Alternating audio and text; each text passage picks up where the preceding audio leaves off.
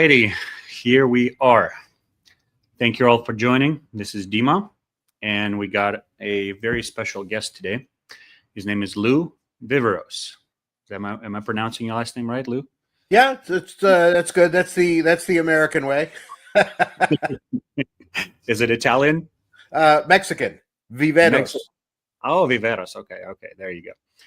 So I'm actually intentionally changed the streaming settings of this live to show and stream to the Facebook page, to our business page, and also to our registered guests who might be watching us. Great. And the reason is because I just believe this is way too important to keep it too private. I want this to become more and more common understanding, common knowledge, because I think this is the new way to do marketing. I think this is the smartest way, I would even say, the safest way to do marketing. Like I posted a few days ago on my personal account.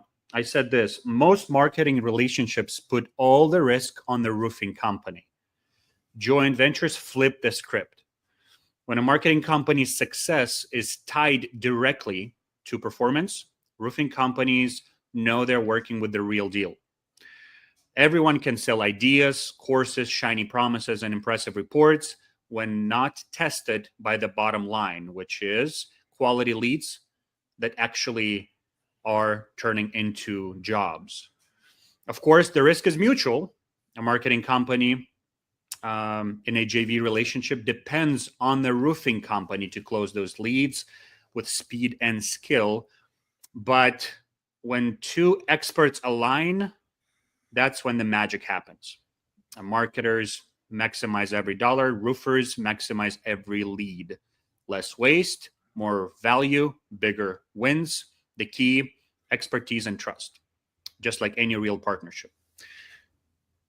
Lou, thank you for joining. I don't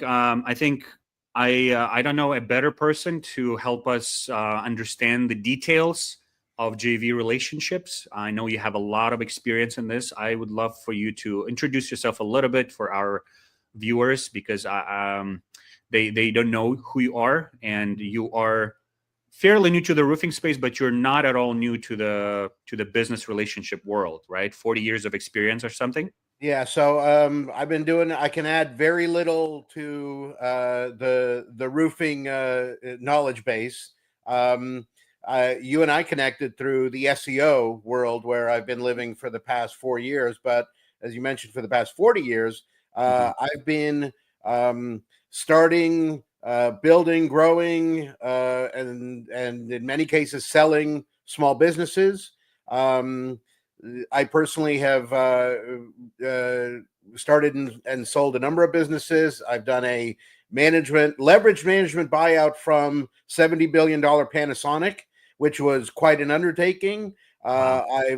I've served for some of the biggest companies in the world in executive positions, but then I've also had the bootstrap startup where I'm the one-man shop, and I'm the janitor, the receptionist, and the CEO all at the same time. So, I've had that experience over 40 years. Since 1999, I have been running Market Solutions, we're based here in Silicon Valley in California. And we've been focusing our practice on small business owners. There's a lot of consulting work out there, working for big companies and mega corporations. And my preference is always work with the small owners, because that's, the life I've lived. That's the experience I can share. And over 40 years of doing this, it comes wisdom.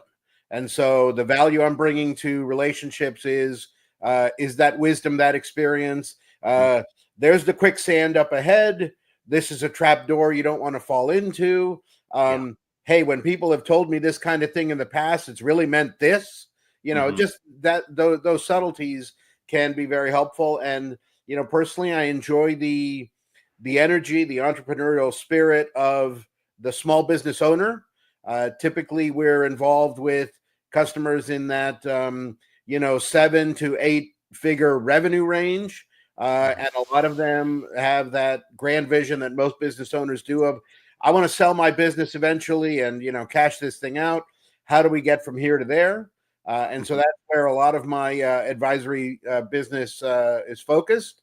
That's kind of how I ended up in SEO, was supporting a gentleman named Matt Diggity, who is, at the time, I didn't know anything about SEO. And it turns out Matt is, an SEO rock star. And he was selling one of his businesses. His lawyer and I had worked together on other deals. She suggested he and I meet, and click was instant, click was good. And so I helped Matt through now 4 years I've been working for Matt. And in one of the projects for Matt was, hey, do a course on joint ventures for the Affiliate Lab, which is an SEO, training ground. And ironically, that's where you and I originally connected as well. You are a subscriber to Affiliate Lab. I think you saw that video. It said, hey, this seems to know some of this stuff. I'm on this track. Let's meet. And so that's kind of how you and I came together. So it's funny that the original topic that connected us is now the topic you want to share with your followers, your students, and all of the people you're involved with. I mean, at the end of the day, joint ventures is now a phrase that's used very generically for partnerships in general. Yeah. And a joint venture technically is not what some of these partnerships are, but the concept of a joint venture flows through to whatever structure the partnership takes, because it's all about sharing the risk, sharing the reward, And in particular with SEO, it is one of the most efficient investments you can make in marketing, especially for local businesses and, all the home services, plumbing, electrical, roofing, all of those services. There's a reason that the private equity guys are rushing in to buy them up. They're trying to aggregate all these businesses because that's a future-proof business, right? You can't offshore someone putting a new roof on your house, right? Yeah. Materials, all of that stuff. Yeah, maybe you that ends up coming from somewhere else, but the people actually doing that, putting in the electrical, doing, the landscaping, do anything that involves home services is never going to be offshored, right? So those are businesses that are of great interest to the private equity guys that are trying to aggregate and put a roll up together. So that's kind of where you find a lot of that local opportunity. And if you're going to grow that business through marketing, SEO is probably the most efficient way to do it. The challenge is SEO, and you're more the expert than I am, but it is a cumulative benefit. You're not going to see, from 1 month to the next, hey, I put, $7,000 into my SEO this month. You're not going to see that $7,000 back in a month, right? But 12 months, 18 months down the road, that $7,000 you put in way back when is now worth $20,000, $30,000, $40,000, $50,000 more than you would have been had you not done it, right? Yeah, a lot. Sometimes, millions. Sometimes a lot more, right? So the multiplier on that investment comes downstream. In some cases, year and a half, 2 years, 3 years down the road, where, and a business owner, I always encourage, you got to be thinking long term as well. You got to pay today's bills, but you've got to be thinking long term, right? So how do you justify making that kind of investment, up front, because it can be expensive to benefit something 3 years down the road?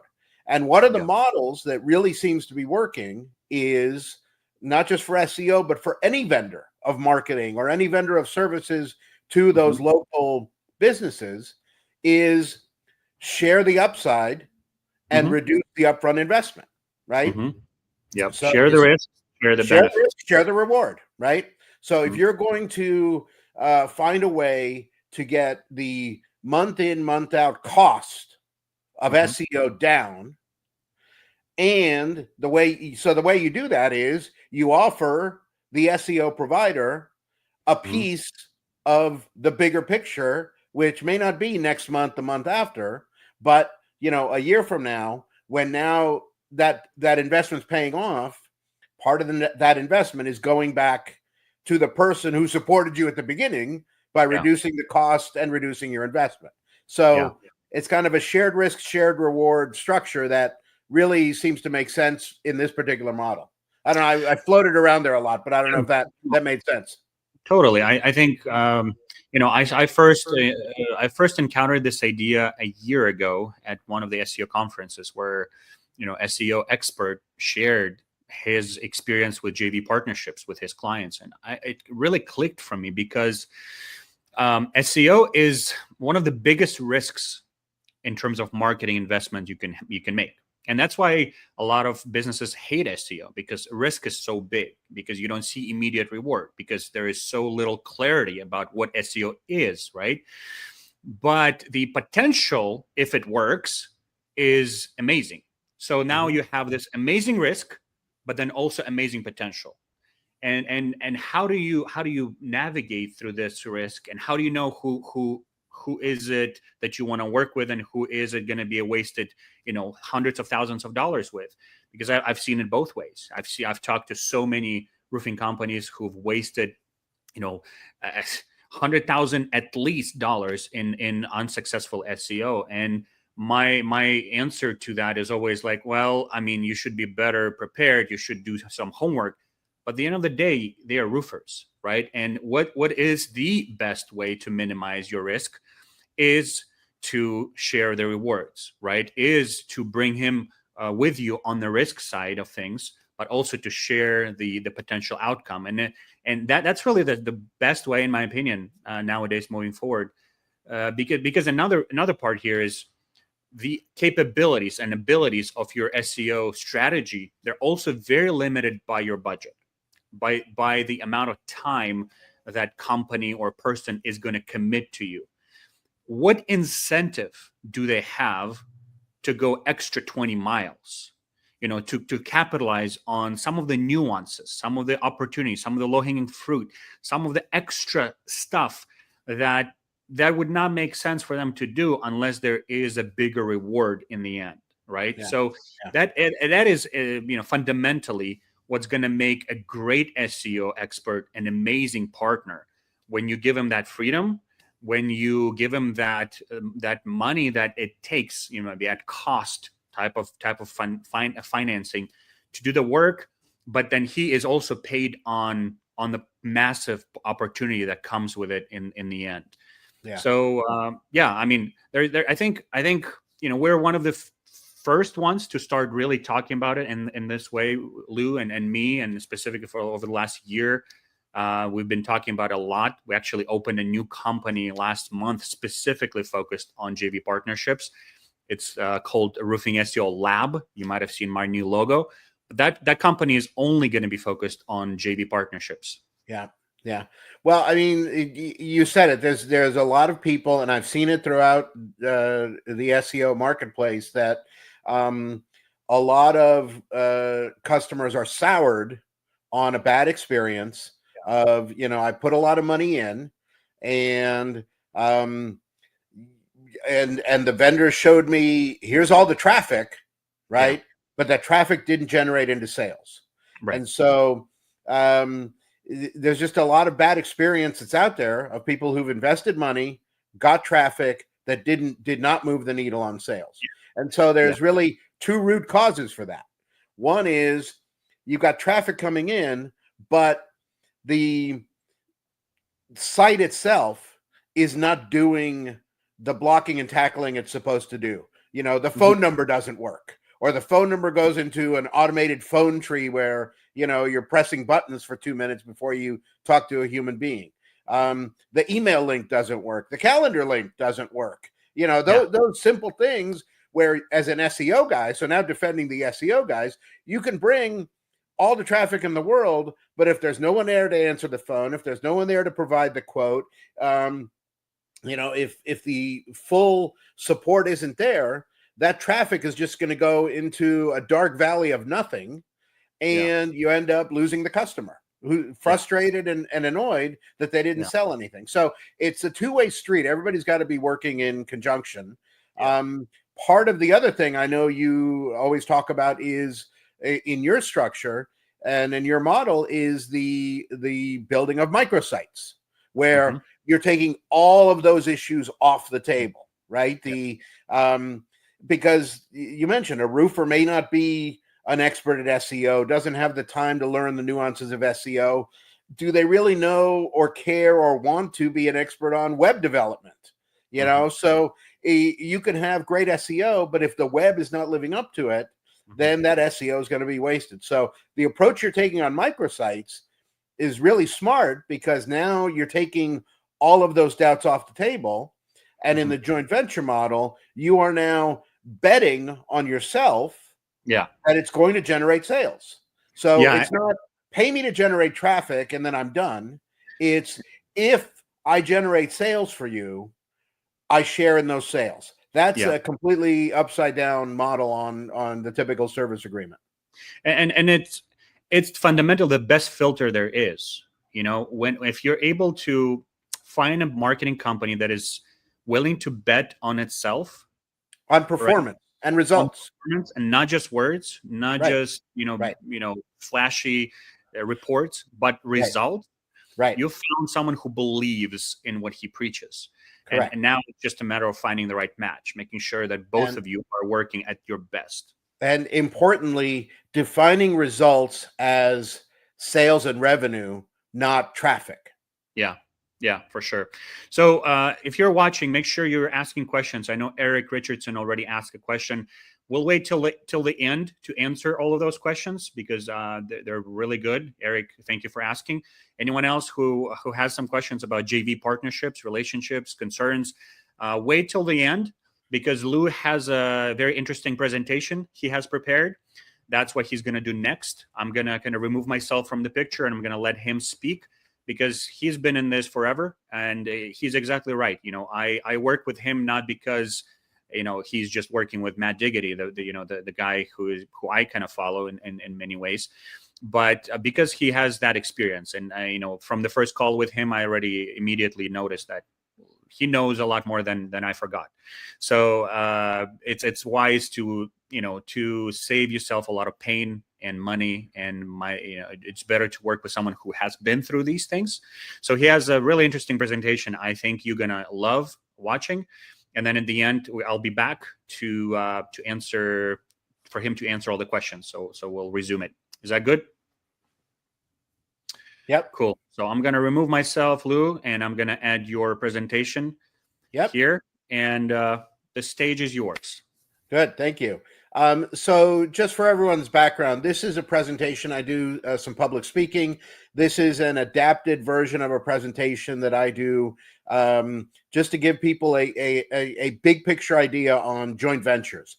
It's in the merger and acquisition space. It's a hot topic. It always is. But there's a lot of confusion and doubts about what it is. So I'm going to talk about what makes a good deal, what makes a good partner, the different kinds of partnership structures that are out there. And I'll specifically get into the different kinds of mergers, joint ventures, partnerships, and what they all mean. So you've got a sense of what those are. The benefits of a joint venture, I think Dima and I were talking about it a little, but we'll dive in a little bit more. What it takes to get a deal done. So a lot of people will get into a discussion on doing a deal and get lost in the process. So I'll very basically lay out the process, the importance of approaching everything from win-win. I've been involved with a lot of people who have in their minds that they have to get absolutely every scrap of a possible negotiation on their side for it to be a win. And I think realistically, if everybody is fairly getting their fair share, are the deals that always end up the best, in my opinion and in my experience. So talk about what that means, and then just recap it all and do a quick summary of what we're covering. So start with a good deal. The perfect deal, and I'm way older than a lot of people that are watching this, but way back in the day, roller skates were strap-on. So you had to put these over your shoes with a little leather strap, and the only way to adjust the size was with a skate key. There's a little picture there of a skate key. It's just a winged socket wrench so that you could make the skates bigger or smaller to fit your shoes, and then you strapped them on your shoes.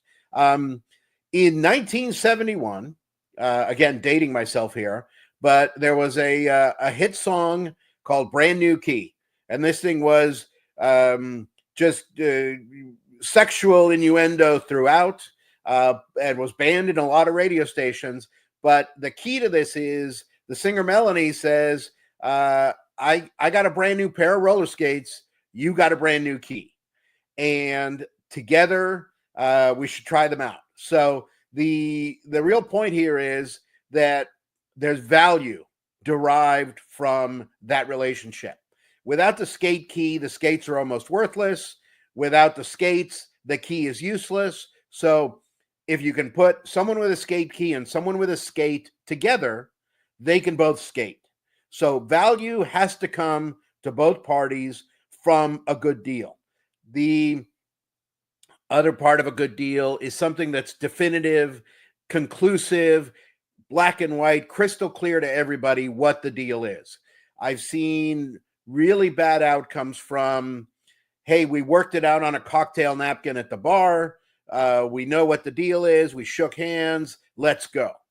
Invariably, you end up with, well, no, that's not what I understood. No, that's not what I understood.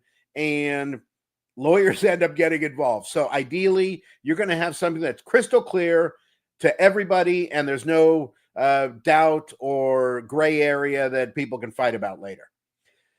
It's got to be, and that black and white I was just talking about, it's got to be clear, it's got to be measurable, and you've got to be able to take action on it. Vague stuff about, you get more equity if you did a good job, right? What does good job mean? Unless you are clearly putting something measurable to it, it's going to be a mess. The important part of a good deal is it's fair and it takes everyone into account. It's fair is one of those words where, depending on your perspective, it's fair or it's not, and reasonable people can disagree on whether it's fair. So I always like to say, make sure it's not unfair. So unfair is usually pretty obvious, and most people can agree on unfair. So as long as it's not unfair, I think is the point here. The part of fairness is the upside and opportunity need to match. Whoever's putting in, this is about balancing the contribution and reward. So whoever's putting in half deserves half. Whoever's putting in a quarter deserves a quarter. And people who are putting in 10% and insist on getting 90%, those are not balanced in structure, and again, are going to end up with sore feelings, bad karma, and probably, again, lawyers involved. So that really leads to the discussion of finding a good partner. What makes a good partner? So head and heart are the icons here. You need to share in your mind the goals and aspirations of what you're trying to do. If one of the partners has in their head, we're going to build this up to $1 million and then sell it for $3 million, and the other partner has in his head, I don't want to get off the train until we're at $5 million and can sell it for $20 million, those two partners are going to have problems. So you need to share your goals, your aspirations, your vision of what you want this thing to be. You need to be and have, in reciprocity from your partner, your potential partner, honesty and direct ability to say it like it is, not cloud stuff. You want them to be reasonable and open-minded. Someone who just will not listen is very difficult to take on as a partner. You want someone who communicates openly and tells you what is going on, what their concerns are, what the problems are, what the issues are. And they need to approach it in terms of wanting to resolve the problem, offer solutions, offer ideas. Again, you're going to face problems. You're going to face conflict. But if you can address them directly, speak them openly, and present them with the idea of trying to resolve it rather than taking every little problem and turning it into a weapon against the partner, that's the issue that comes to play. Is some people want to burn down the house with every little problem. Other people will look to resolve the problems. That second person is the one you want as a partner. You want a general sense of doing the right thing. We're on the wrong track. We maybe handled this incorrectly. Maybe we treated that customer unfairly. You want to be able to fix stuff and be flexible in doing so. This is one that is a little more human. Your human radar is going to be able to judge someone at a human level. And you need to assess whether you will be proud to call them a partner. If you are at a cocktail party with someone and you will proudly put your arm around them and say, this is my partner, that's different from going to that cocktail party, hiding from them and not wanting anyone to know you're involved with them. Those are red flags, right? So are you proud to call them a partner is a human question you need to ask yourself before entering a partnership. And then you want someone that's trustworthy. And again, here's where your human radar needs to come into play. I've been in deals, I'll say openly, where my radar failed me. The guy turned out to be a crook, cost me a lot of money, real problems, but, taught me some lessons on expanding my radar and how you measure people. So that's kind of the big picture on picking a good partner. So you want a good deal, you want a good partner. I'm going to talk about now the kinds of structures that are out there. First of all, I'm going to lay out the difference between a merger and a joint venture. Okay. A merger is when two companies come together to form a new single company. So one of the there's two ways to do that. One is through acquisition, where one of the companies absorbs the other company. The other way is through consolidation, which is where both of the existing companies cease to exist and together form a new company that is a fresh slate. So when you hear acquisition, it means two companies are coming together into one company, usually with the bigger one acquiring and bringing the smaller one into the existing bigger company. Consolidation means there's a new company that's been formed and the two other companies are now shareholders in that new company.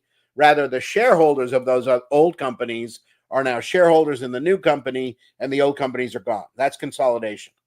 A joint venture is something completely different. So let me get some illustrations here of the differences using some historical examples everybody's probably familiar with. So in the movie industry, Disney and Pixar were separate companies. Pixar owned by Steve Jobs, formed by Steve Jobs, really on the cutting edge of technology and digital animation. Disney, a behemoth with vast distribution, vast presence in the market, a merchandising machine that could license and get all of their intellectual property into every channel. Before the merger, they were separate companies. After the merger, Steve Jobs ends up being the single largest shareholder in Disney.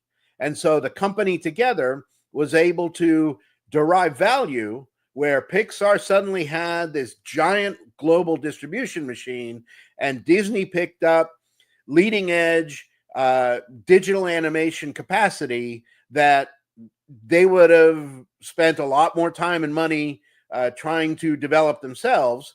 And Pixar would have never been able to scale the distribution that Disney already had. Perfect example of an acquisition, a merger through acquisition. The other classic example would be a joint venture. And a joint venture is in this case, using Sony and Ericsson, where the companies were just so big and so expansive that it was impossible for them to join together into one company. Ericsson is a global presence in communications, network infrastructure, everything that you need to really play in the mobile communication space. Sony does everything from television sets to laptops to all these other things that have nothing to do with communications or mobile phones. So there was no way to join into one company. So what they did was they started Sony-Ericsson, a completely new company where both of them had 50-50 equity in Sony-Ericsson and put in equal amounts of either capital or intellectual property or assets that went into the new company, and both of them individually unable to attack mobile phone space were now able to do it through a joint venture. Okay, so a joint venture starts with two companies, ends with three companies. A merger starts with two companies, ends with one company. Those are the traditional definitions of a merger and a joint venture. What we're starting to see is other kinds of partnerships, and they're being labeled joint ventures, JVs, because it's easy to understand the concept of two people coming together to exploit a market opportunity. In reality, they're not technically joint ventures, they're strategic partnerships, but JV is sort of like, excuse me, Kleenex has become the de facto name for facial tissues, right? So JV is just an easy way to express this concept of a strategic partnership where two parties are coming together to jointly exploit a market opportunity, and they're going to share the risk, they're going to share the reward. One of those is a model that's called recoupable and convertible equity. This is one that I've helped implement at a couple different companies, but in short, it's a way to share in a partnership without exchanging any kind of equity, but sharing the reward of the performance. The way this works would be a traditional agency or vendor is going to start off in a dating phase. Before you get married or are formalized into anything, you just start off as, I'm going to be a vendor to you. I'm going to provide you a service. Part of what you pay me is going to go into a little side bucket that I later on will be able to invest in your business if this thing goes well. And so that's called a recoupable premium. So you just start off like you regularly would with any kind of agency relationship. Going into that, you're going to set some very clear performance metrics. Dima and I were talking earlier about this idea of, if in the case of SEO, if you're going to set the metrics as traffic, that may not lead to the result you want. You need sales. So you're probably going to set some different tiers of metrics, performance indicators that say you hit the number or you didn't hit the number. Going back earlier to my have it be clear and measurable, $100,000 of revenue is better than we're going to increase your sales, right? Increase your sales. What does that mean? $100,000 revenue target is non-debatable. So this is where you've got to set some performance metrics that everyone's going to agree, yes, we hit the target. No, we didn't hit the target. If you hit the target, there's a bonus that you have earned. So this is part two, is setting measurable metrics that earn you a bonus. Then the decision, do we want to walk away? Either there's a personality conflict, there's a creativity conflict, even though you hit the metric, it's just not working for me. So, and the same could be for the vendor. You're the most difficult customer I've ever had. I have hit all the metrics, but I don't like working with you. At this point, everybody can walk away. If the decision is made by either party to break up, all of the bonuses that have been earned are paid out by the customer to the vendor. Everyone walks away, right? So now and the money that had been set aside as a recoupable premium by the vendor, they can now pocket. So they've pocketed their recoupable premium. They've earned a bonus that they're going to get cashed out on. Everyone walks away. The vendor has gotten some upside from that bonus. The customer has gotten the lift in their business from whatever the service was and can walk away without owing the vendor anything. If, however, there's good chemistry, everybody feels this thing has even more upside, then you can execute a decision to get married. And in that case, what will happen is the recoupable premiums that had been set aside, which is usually a portion of the fees, get rolled into an acquisition of equity or share in the business. And then all of the bonuses that were supposed to be paid also get rolled into that buy-in by the vendor into an equity or a share. And so essentially what this is doing is giving that fork in the road where you can decide, pay me out and we'll walk away. I'll pay you out and walk away. Or instead of paying me out, I want to take what I've earned and bet more on your company with a lot of upside that comes from sharing in either revenue or equity in the business. Typically, this is doing it as equity is harder, but it's really more of a recoupable and convertible share that is a more common model. And that share would be a profit share or a revenue share, and those have their own calculations. But essentially, the vendor then starts earning a piece of the profits or a piece of the sales and is betting on those numbers being bigger than cashing out the bonus. So this is the recoupable and convertible model. There's one that is a non-equity performance share, and this is the more common model I was just referencing, where there's a service package from the vendor. The services are discounted or reduced, in some cases provided at cost, no profit at all to the vendor. And then in many cases, there's a flat fee that's predefined. You're going to pay me $10,000. All those $10,000 is going to the cost of the services. I'm not making any profit. The back-end share then says, you don't have to pay any more than that flat fee.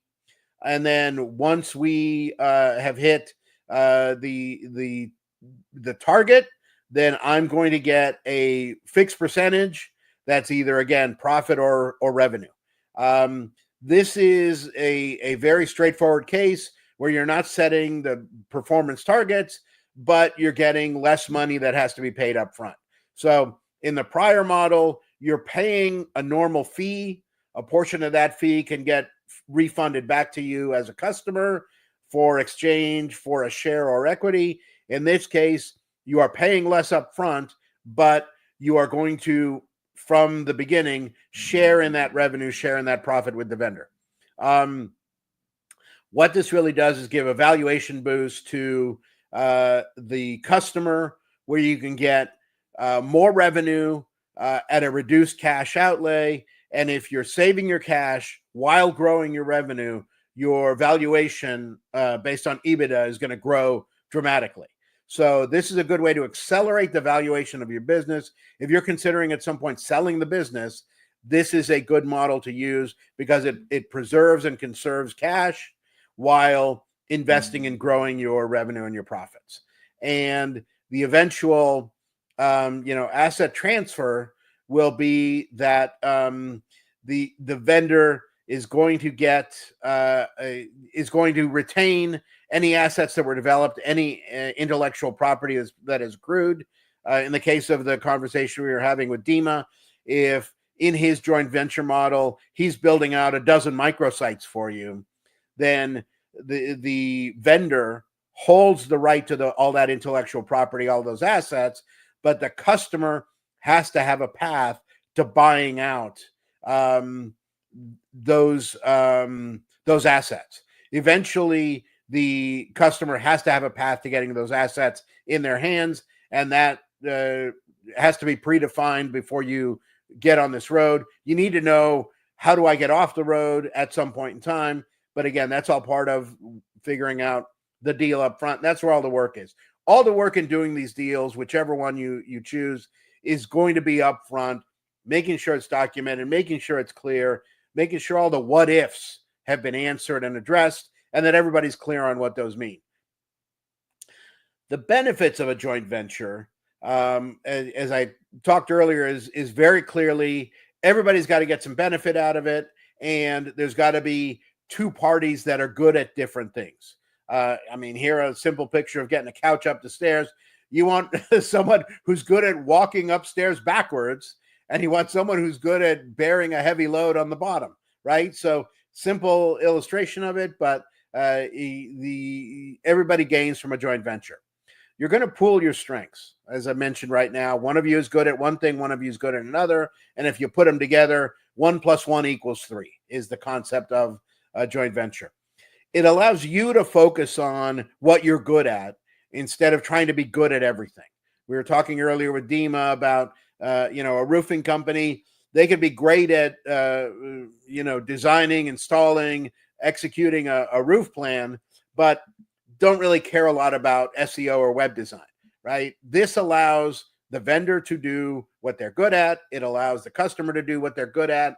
And if everybody's focused on what they're good at, everybody together working on what they're good at is going to benefit everyone.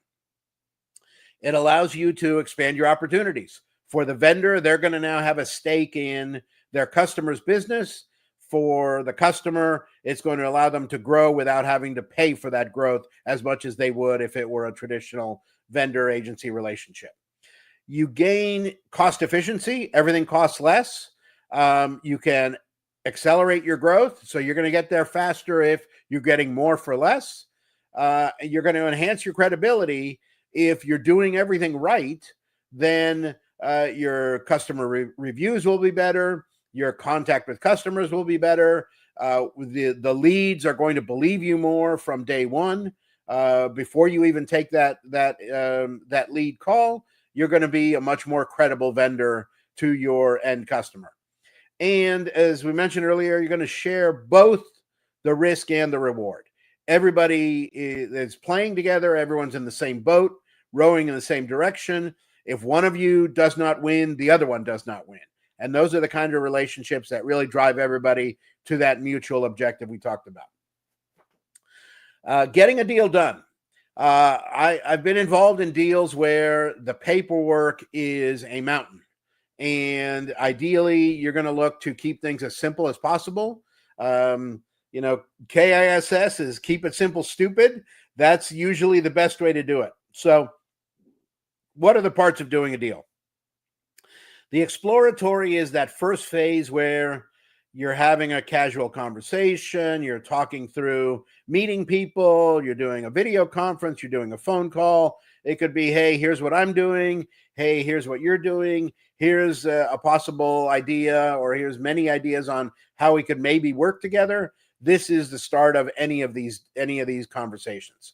At times there's going to be an NDA. My experience is that NDAs are not worthless, but unless you've got a lot of valuable intellectual property or proprietary secrets or trade secrets, NDAs are only worth as much as you are willing to spend on litigation to enforce them. So I wouldn't get caught up or hung up on an NDA being a block to having these exploratories. Then from the exploratory will eventually come a term sheet or an offer sheet, which is a simple 1-2 page, maybe 3 pages, including signature, that kind of lays out what everybody's giving and what everybody's getting. The core of any agreement is someone gives something, someone gets something. And the term sheet or offer sheet is going to, in broad strokes, lay that out. This is the outline, the skeleton for an eventual agreement. Then once you get to a term sheet or offer sheet, in other cases, you'll skip the term sheet and offer sheet, go right to a letter of intent or a memorandum of understanding. These are usually non-binding, which means it's going to say this is a non-binding LOI, non-binding MOU that's going to lay out what the deal is, who's getting what, responsibilities, obligations, and benefits. You're going to give something, you're going to get something, but until we sign a definitive agreement, this is all just talk and speculation. This is not a partnership. This is not a binding deal. Binding is where you cross over into a legally enforceable document. And that's where you would have to define what kind of transaction and structure you're going to implement. So, for example, you could start a new company in a joint venture. This is that Sony-Ericsson model, where you're going to have a joint venture operating agreement that lays out specifically what everybody gives and gets to the business. And once this is signed, you've now crossed the bridge into binding, legally enforceable. If you don't live up to what this says, you're going to get sued or potentially sued. There's also these earned ownership agreements we talked about, where if you meet certain parameters and do your recoupable, convertible bonuses and premiums, you can do this earned ownership agreement, or you can do a revenue profit share agreement, which would be that other model we laid out, where you're paying less for the services, but you are giving up some of your profit or some of your sales to that vendor. So those are kind of the basic transactions and structures and the documents that would go to each one. The part of getting that document done is always going to involve some kind of negotiation. And I mentioned earlier the importance of approaching it from win-win. And so I like to keep win-win concept very simple through a few very easy to identify icons. The first one, so these are symbols that summarize the 4 key concepts of win-win. This symbol here, the 3 dots in a triangle, is the mathematical symbol for because. So because is, I say here, it's a magic word because it really ties your value proposition to what you want. So I want X because of Y. And so being very clear in your mind of this is fair to give me because I am giving you this, right? So that because is what connects your value to your ask. If you're just asking for, I need 90%, I need 100% revenue share, I need 5 years of profit coming to me before you get anything, well, okay, that's good. But why? The because is what's got to tie all those together. If it's, I am asking for 90% equity because I'm putting up 95% of the money to get this started, that's much different, right? I need the first 3 years of profit all coming to me because I am covering all costs for those 3 years. That because makes whatever you're asking for a fair and reasonable argument, as opposed to just, I need. So you need because. And that's where that open communication we talked about earlier really comes into play. The other symbol that is important is this Rubik's Cube, because you all played for it. Certainly it's possible to get, all 6 colors to match. There's little books you can get on how to do it. But typically when you're just playing with it and trying to make it work, it's never going to line up, and there's going to be random colors showing up on different sides of it. This symbolizes the idea that no one's ever going to get everything they want. And so you need to have accommodation in mind, to be willing to accept the imperfect. There's never been a perfect deal other than roller skate and key, right? But, in most cases, you're going to get some level of imperfection that you need to be willing to accommodate if it's fair. So this is the accommodation symbol. So now we've got value, we've got accommodation. After that comes connection. So I love bridges because bridges bring brings connection between 2 different pieces of land that otherwise would not be able to get to each other without getting wet. And the other part of a bridge that's important is you cannot build a bridge from one side alone. If someone says, I want to build a bridge and I want to go from this side to the other, you got to have something coming from the other side in order for that bridge to actually take shape. So it means both sides have to give. Both sides have to be aiming to a middle point where their sides that they're building can connect. And that connection is always the human to human interaction. So the bridge is the third part of win-win. And finally is the scale. Scales never lie. If you put a pound on one side and 2 pounds on the other side, the scale's going to tell you. So approaching it with the idea of fairness and not having it be one-sided. If it's totally weighted to one side, can you force people into doing it? Well, if you've got enough leverage and you've got enough muscle and you've got enough ability to force someone to take they get 5%, you get 95%. Yeah, you can do it. But if it's not fair, it's going to end badly. So, a huge slice of a pie that's going to rot is worthless. You want a fair share of pie that's going to grow and grow and grow over time, and that's going to stay fresh and yummy. So remember fairness. So if you're really looking at the win-win negotiation, value, accommodation, connection, and fairness. If you can keep those symbols and those concepts in your mind and in your approach, everything's going to go much better for everyone. So that was all a lot to digest. Let's do a quick recap. You want a good deal. You want a good partner. You want to pick the right structure to what you're trying to do. If it means a merger, if it means a joint venture, if it means a partnership through some kind of recoupable conversion to equity, if it means a partnership through some kind of reduced fee share participation, the right fit may not be the one that immediately comes to mind. So be choiceful in the structure you pick. Make sure you're documenting everything. Handshakes and paper napkin drawings are useless. And then mutual success, win-win is always best for everyone. That's how you're going to get the most out of the partnership you're going into. And I moved through that pretty quickly. I'm trying to be respectful of everyone's time, but anything you ever need or was unclear or need some help on, Lou at marketsolutions.net is where you can reach me. And I'm always, open and interested in meeting new people. And, Dima's World of Roofing has really opened some eyes for me on the scale of this industry. So, make myself available. But really the point here is Dima is the roofing guy. So I'll kind of hand it over to him and take it from there. Well, thank you. I'm definitely not a roofing guy, but I'm a roofing SEO guy. I'm learning a lot of things about roofing still.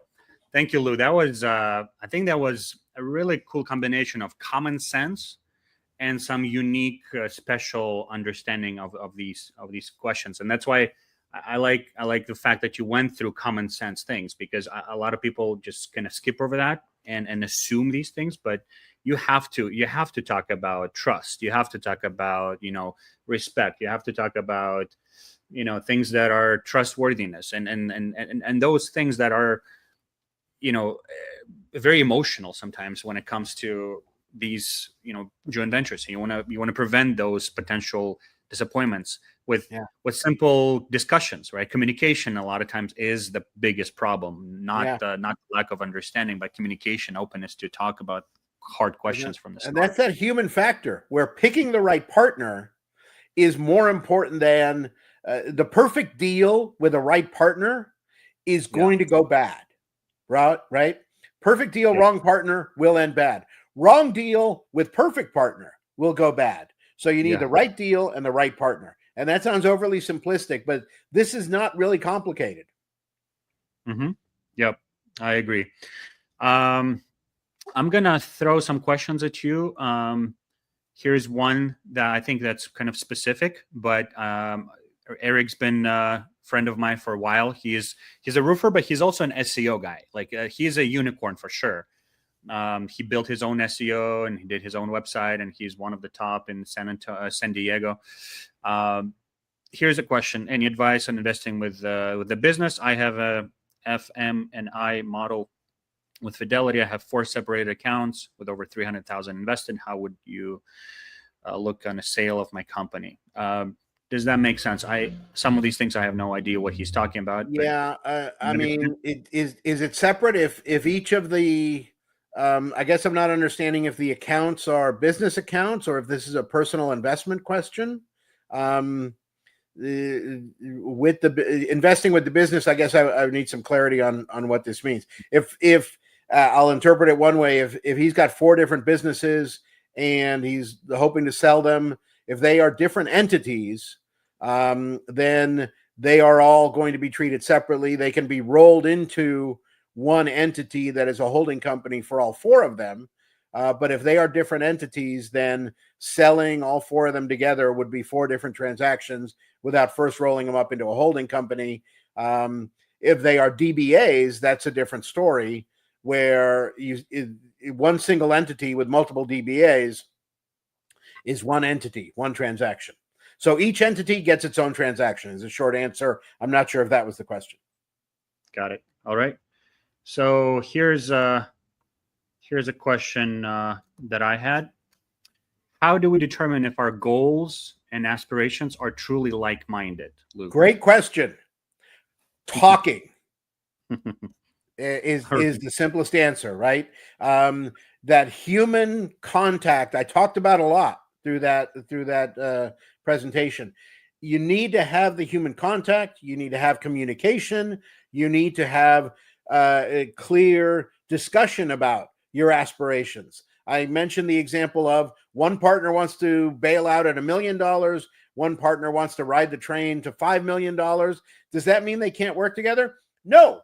It means they have to upfront discuss, hey, when we get to $1 million, I'm going to step off.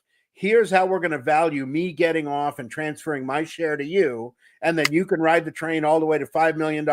And God bless you, I'll be very happy for you, right? Mm-hmm. But going into it with, well, I'm not going to tell him that I'm going to bail out at $1 million and I'll just cross that bridge when I get to it. That's a disaster waiting to happen. So open communication up front, documenting it in black and white. Words on paper rarely lie. So talking it through and making sure your documents reflect what you believe, because if you believe what's in the paperwork and the other party believes what's in the paperwork, that's how you know everything's aligned. Alignment is key. Got it. Thank you. Here's another one. Which JV structure do you think best prevents one partner from hogging the upside or dumping all the risks? Well, any one of those structures will work if it is clearly defined and documented, and if it's fair. So these are all simple concepts that we're part of the presentation that says if you can't agree on a fair structure, you're not going to have a good deal. You're not going to have a good partnership. So knowing now, if someone signs up to a deal where one party's getting everything and the other party's doing all the paying or doing all the work, well, then, part of that responsibility lays with the person who signed that deal without understanding it, which was one of the points I made. You've got to understand and have diligence in the documents you are signing. And if those documents do not reflect a fairness and your understanding of that fairness, then you need to have the communication that says, this is not fair because this needs to change to this because, and if the parties can't agree on that fair structure, there's no deal. Yeah. Thank you. Another one. What clear measurable benchmarks, or obviously KPIs, leads, sale conversion, profit margins, we must agree on to keep us both accountable? Right. So there is a process tree for any sale. The end of that is you've collected money, right? But you're not going to collect money without having a lead say yes and convert. You're not going to have a lead convert without having a lead. You're not going to have a lead without having traffic. So staging this in some sort of, hey, there's 4 tiers to this. if we hit this traffic number, it's a small piece of it. If we convert X% of that traffic to, a sales call, there's this part of the reward. If X% of our sales calls lead to a sale, there's this reward. And the biggest reward is going to be a percentage of the closed sales. And even then, you could have it at another layer of collected cash, because there's a lot of instances where you sell something but never collect it, right? So you want the biggest reward on the most concrete part of it. The most concrete part of it's going to be, I collected $5,000 of cash on this job. Our deal was you get 10% of that. $500 is going to you from that. We also had all these other smaller portions that all together adds up to 10% of the total transaction. If you are generating enough traffic, then that's good, but you're only going to get a small piece of it. If that traffic eventually leads to a cash in my account, you're going to get a big piece of it. So I think you want a little participation in all of it, but it needs to scale from the top of the funnel, as most people refer to it, being the least percentage of it, and the bottom of the funnel converting to cash, the biggest piece of the reward. I don't know if that makes sense. Yeah, it does. I think the most important ones is the ones, I think the key one, what you said, is the most important ones is the ones that you want to have clarity about the most, and the numbers are attached to those as much as possible, not what leads to that. Right. And then one important word in all of this is achievable, right? If you're doing, 1,000 leads a month, and the deal you want to do is, in 3 months, I want to be at 100,000 leads, and I only want to spend $5,000 a month to get there, that's not achievable, right? So you can sign up to, I'm going to give you 80% of the profit if you get me to 100,000 leads in 3 months. You can sign that deal because 80%, wow, that's great. 80% of 100,000 leads, that's a lot of money. It's not achievable. So why even bother doing that kind of deal? Pretty as it sounds, got to be achievable. Right. You can give it a little short answers if you want. There's 3 more. Okay. How should we balance contributions? Tangible roofing resources versus intangible SEO's experience, so neither partner feels shortchanged. So a good way to do this is, what would it normally cost for the SEO service? How much money are you saving from that SEO service? So if it normally costs $10,000 a month, and you're going to get into a deal where you're only paying $5,000 a month, you're saving $5,000 a month for a year. That's $60,000. So now you're putting a, tangible $60,000. How does that $60,000 convert to $80,000 of upside for the SEO from your revenue share? Well, if you're expecting to do, $10 million of sales in the year, and $80,000, is a fair number for that $60,000 investment from the SEO side, then that's 8% revenue. You've now got to, if you hit this target, you're going to get 8% of my revenue in, the 12 months that come. Now you've got a path for that SEO vendor to get to $80,000 by investing $60,000 of service, and you are getting that upside from, it's going to cost you more, but it doesn't cost you more until you've actually sold. Got it. Thank you. What exit strategy or breakup clause can we put in place to ensure we stay friends, even if the numbers disappoint? Yeah, clarity. And that's where the KPIs, black and white, totally measurable. I use the word measurable many times. You're going to get to 10,000, sales conversions in 6 months. If you don't get to that, I can walk away. If you do get to it, I owe you X, Y, and Z. As long as everyone understands the rules, then, now breakups can be emotional. I put in a lot of work, and I was working 60 hours a week to, get you to 9,999, and my number was 10,000. There was another part in there about fairness and open-mindedness and, open conversation. That's where it needs to be a goodwill relationship. Otherwise, you are going to burn the bridge. What are the most common, Lou? What are the most common reasons JVs fall apart?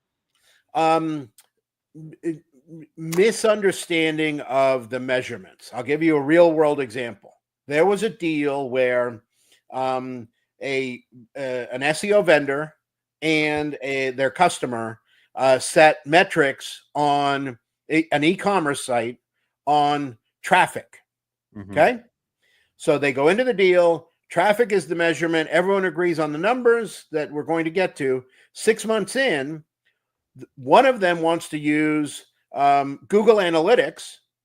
The other one wants to use Shopify. Google Analytics and Shopify, it turns out, live and learn, are completely different numbers. So you've got one side saying we hit the number. The other side saying you didn't even come close to hitting the number, right? Because the measurement was crystal clear. The yardstick used to measure it was not crystal clear. So it's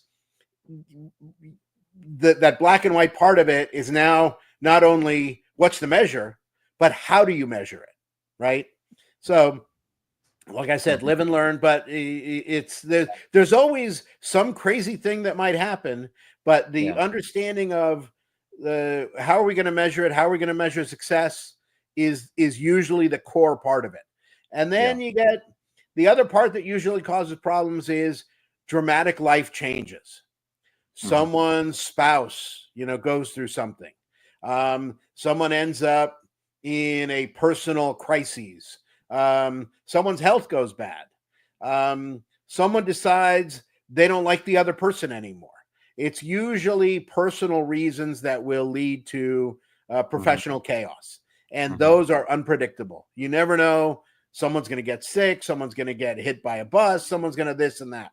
You don't know these things. So it's the unknown factors in life that usually blow up a lot of it. The other part that blows up with it is bad actors. Someone went into it from the beginning planning to screw the other guy. They screwed him. And I've seen cases where he was best man at my wedding. I was best man at his wedding. But when it came time to, chopping up the money, there was this little vague thing in there where he controlled the bank account and all the money disappeared. And, I don't have $500,000 to litigate with him to get my $1 million back. Right. Bad actor. So the only way to prevent that is sniffing it out. But when the guy's your best man and you're his best man, how do you sniff that out? Right. Tough. Right. Yeah. It's almost like you have to put aside your friendship and really have a cold mind when you approach these things. I'm a business partner with one of my childhood friends here, but I was the one to initiate the hard conversations from the start. It's like, what are we gonna disagree on, and how are we gonna part ways when we cannot find the agreement? And you have to almost have to assume it's gonna happen for it not to happen. And you need to walk and talk through these things, and then nowadays AI is so smart with how it can help you craft a business agreement, with all the potential details. Like I was sharing recently, I am no longer going to be using lawyers for my business agreements. The newest AI, ChatGPT Pro, it created such an amazing piece of contract for me on my last joint venture with a roofing company. It covered everything. It covered everything and more than I even thought needed to be covered in a very clear, realistic, and normal words, not some legalese. And it was just mind blowing. And now, we're going into this relationship knowing every potential, scenario. Of course, there could be some, taboos and exceptions, but you want to do as much as possible up front, right? Right. The business terms. So even with a lawyer, just like with using AI to generate the documents, it's not going to know the business terms. It can structure your business terms, but you have to mutually agree the business terms are this. Going back just a second to the failed partnerships, three important things to always be aware of up front. Number one is the business finances need to be separate from your personal finances, right? So a lot of people get into, hey, we'll just use my checking account to get this thing going. No, separate from day one, from day zero, your business finances from your personal finances. If you need a credit card for your business, and you only have a personal card because your business is new, can't get credit, then get a specific single credit card that you are going to use only for business, and set up an expense report regimen where you are paying that expense from the business based on a expense report. So that's number one. Separate your finance and personal and business finance from day one. Number two, get clear up front, 100% clarity. If you're in a partnership, who decides? If you are deadlocked on something, who decides? And if you can't agree on that, then you're going to have problems no matter what. You need to agree, and someone may need to take a step back and say, okay, I agree, you decide. And it's got to be documented. It's got to be clear who decides. The third thing is who signs the checks and who controls the checkbook, because that is another area that, I ended up with a gambling problem that I didn't have when we started, but I've got this extra money sitting in this bank account. I can borrow some money now to, just take care of the people I owe money to, and I'll refill it later from, next quarter's bonus. That's, potentially a problem. So who controls the bank, who controls the checkbook is another important thing to decide up front.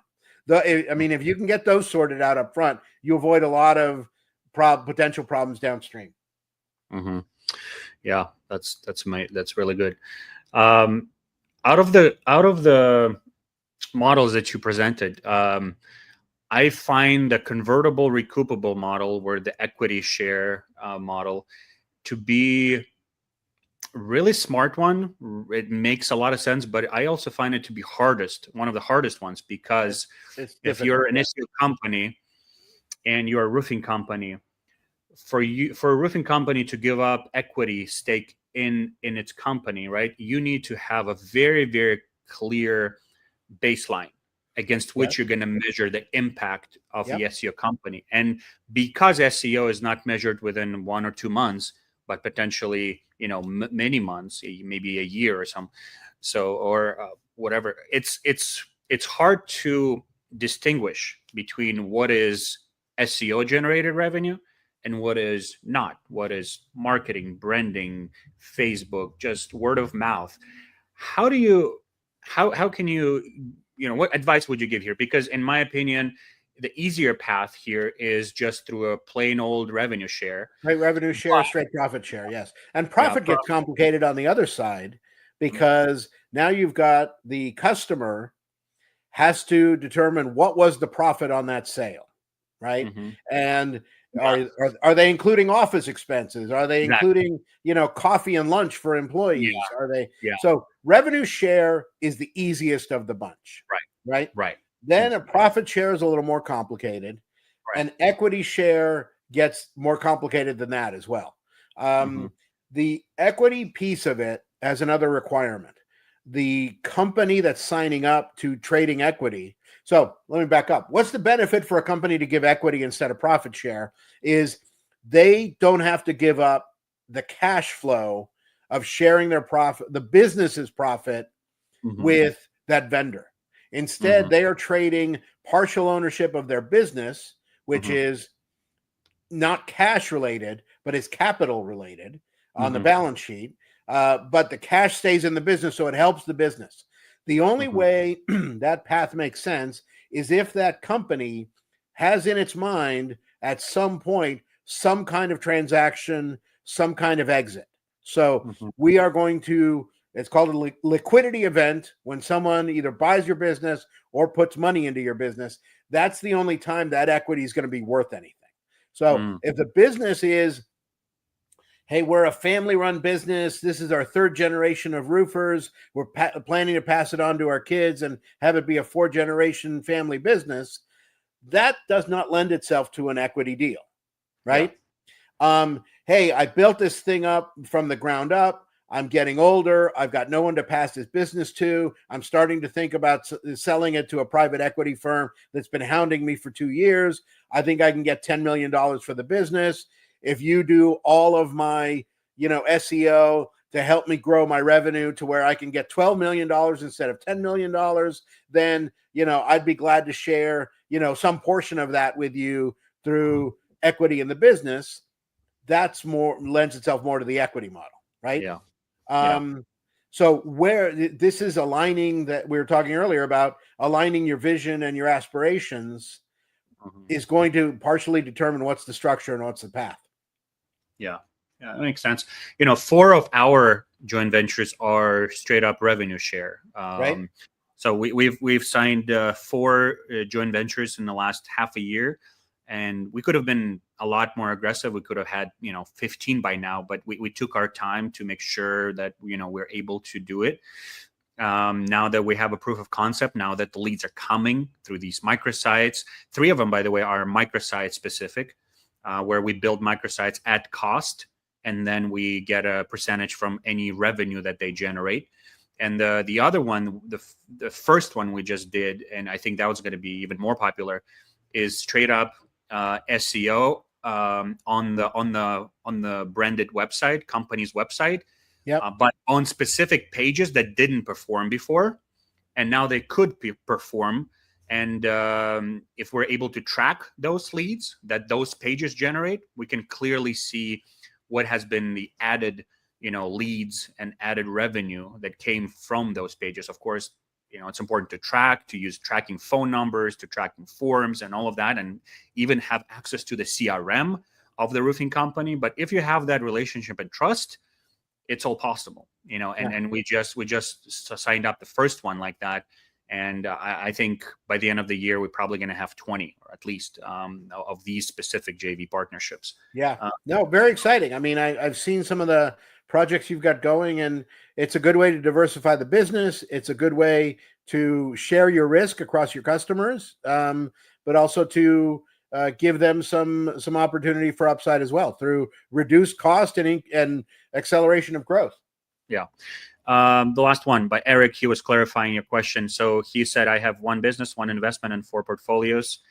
You asked what exactly, and his one was just wanted to know if it lessened the value of the company if I take all the investments or sell. Oh, okay. I understand. So the investments are treated as cash. Cash is worth cash. If it's going to stay in the business, then it's going to get counted as a cash value. But the core of it is going to be what's the business performance. So what's the business revenue? What's the growth? What's the earnings? And those are going to drive the non-cash portion of the valuation.